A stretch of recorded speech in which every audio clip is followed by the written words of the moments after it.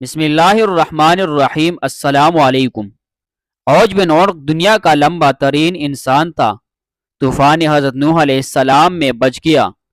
طوفان نوح میں عوج بن عنق کے علاوہ کوئی بھی غرق ہونے سے نہ بچ سکا، ماں سوائے جو لوگ کشتی میں حضرت نوح علیہ السلام کے ساتھ سوار تھے۔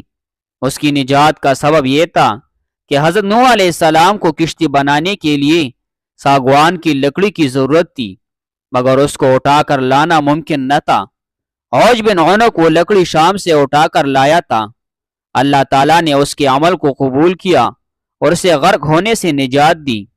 بعد از جب فرعون کے دریائے نیل میں غرق ہونے کے بعد جب بنی اسرائیل کی قوم کو اس کے ظلم و جبر سے نجات پا گئی، تو اس کے کچھ عرصے بعد اللہ تعالیٰ نے حضرت موسیٰ علیہ السلام کو حکم دیا کہ ملک شام کی سرزمین سے ظالم لوگوں کو نکال دو اور خدا کی راہ میں دشمنوں سے جہاد کرو، اور اپنی قوم میں سے 12 افراد کو 12 قبیلوں پر سردار مقرر کرو، تاکہ یہ سب اپنے سرداروں کے تابع رہے اور اللہ تعالیٰ کے احکام کی پابندی کرتے رہے۔ پس حضرت موسیٰ علیہ السلام نے ایسا ہی کیا۔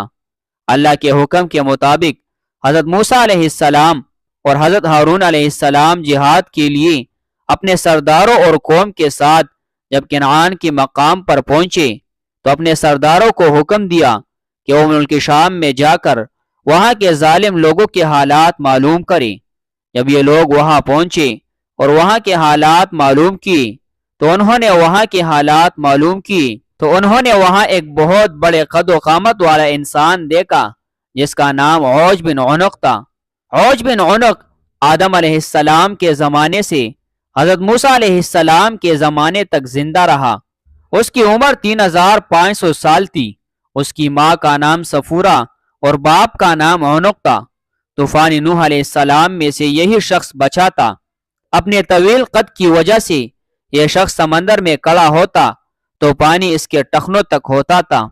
عوج بن عنق سمندر سے مچھلیاں پکڑ کر آسمان کی طرف کرتا، سورج کی تپش سے مچھلیاں بھون کر کھاتا تھا۔ عوج بن عنق نے جب ان سرداروں کو دیکھا تو ان سے معلوم کیا تم کہاں سے آئے ہو اور کہاں جا رہے ہو۔ ان سرداروں نے جب اسے اپنا حال بیان کیا تو اس نے ان سب کو پکڑ لیا اور اپنی بیوی کو دکھانے کے لیے لے گیا، اور اپنی بیوی سے کہنے لگا، دیکھو یہ سب میرے ساتھ لڑنے کے لیے آئے ہیں۔ یہ کہہ کر انہیں زمین پر رکھ دیا اور اپنے اینٹوں کی طرح پاؤں سے مسلنے لگا۔ تو اس کی بیوی نے کہا، ان کو چھوڑ دو، یہ کمزور اور ناتواں ہیں، خود بخود چلے جائیں گے، تجھ کو انہیں مارنے سے کیا فائدہ ہوگا۔ پس یہ سردار ظالموں اور جابروں کی کثرت سے ڈر گئے۔ واپس آ کر انہوں نے ملک شام کی ساری باتیں اور دشمن کی قوت کے بارے میں حضرت موسیٰ علیہ السلام کو گوش گزار کی اور بیان کیا کہ وہاں کے پھل بہت بڑے ہیں، اگر ایک دانہ انار کا نکالے تو آدمی سیر ہو جائے، اور اگر انگور کا ایک دانہ کھایا جائے تو پھر دوسرا دانہ نہ کھایا جائے گا۔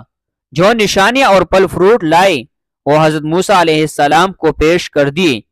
حضرت موسیٰ علیہ السلام نے اپنے سرداروں سے کہا کہ یہ باتیں اپنی قوم کی لوگوں کو مت بتانا کہ دشمن کی قوت کتنی ہے، کیونکہ یہ لوگ تو پہلے ہی بزدل ہیں اور جہاد سے بھاگ جائیں گے۔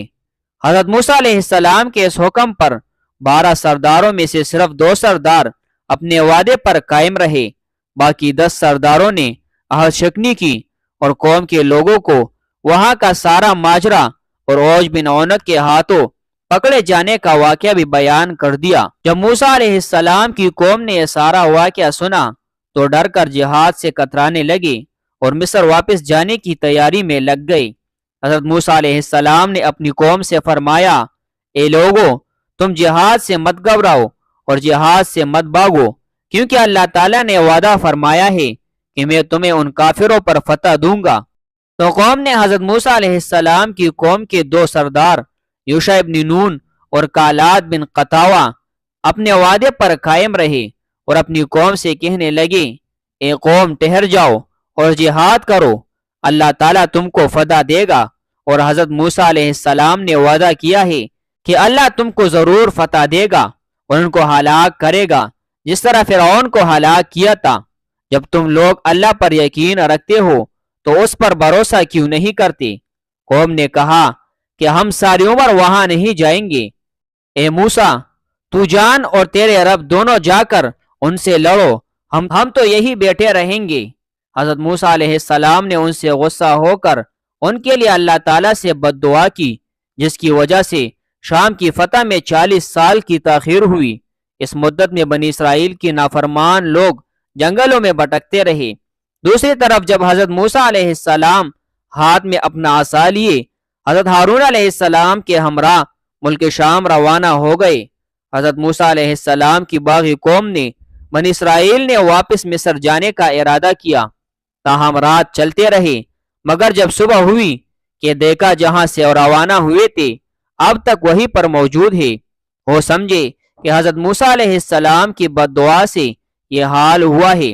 تب یوشع ابن نون نے ان سے کہا کہ اس میدان میں ٹھہر جاؤ اور صبر کرو اور استغفار پڑھو جب تک حضرت موسیٰ علیہ السلام شام فتح کر کے واپس نہ آ جائے۔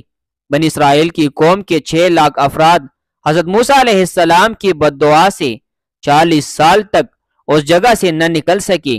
اس جگہ کا نام تیا ہے، جو فلسطین، اردن اور مصر کے درمیان ایک میدانی علاقہ ہے۔ غرض کہ حضرت موسیٰ علیہ السلام جب عوج بن عنق کے شہر کے نزدیک پہنچے تو لوگوں کی ہیبت ناک شکلیں دیکھ کر ڈرے اور اللہ کی مدد مانگ کر آگے بڑھے۔ جب عوج بن عنق نے ان کو دیکھا تو چاہا کہ پکڑ کر چینٹی کی طرح مسل دے اور کہنے لگا کہ تو بنی اسرائیل کا وہ سردار ہے جس نے فرعون کو اس کی فوج کے ساتھ دریائے نیل میں غرق کر دیا تھا۔ یہ کہہ کر اس نے حضرت موسیٰ علیہ السلام پر حملہ کر دیا۔ حضرت موسیٰ علیہ السلام کا قد 70 فٹ تھا اور انہوں نے 70 فٹ اچھل کر اپنا عصا جو کہ حضرت موسیٰ علیہ السلام کے قد کے برابر تھا عوج بن عنق کے ٹخنے پر مارا، جس سے وہ گر کر ہلاک ہو گیا۔ کہا جاتا ہے کہ عوج بن عنق کی لاش 40 سال تک وہیں پر پڑی رہی۔ اس عرصہ میں اس کا جسم گھل گیا اور صرف ڈانچہ رہ گیا۔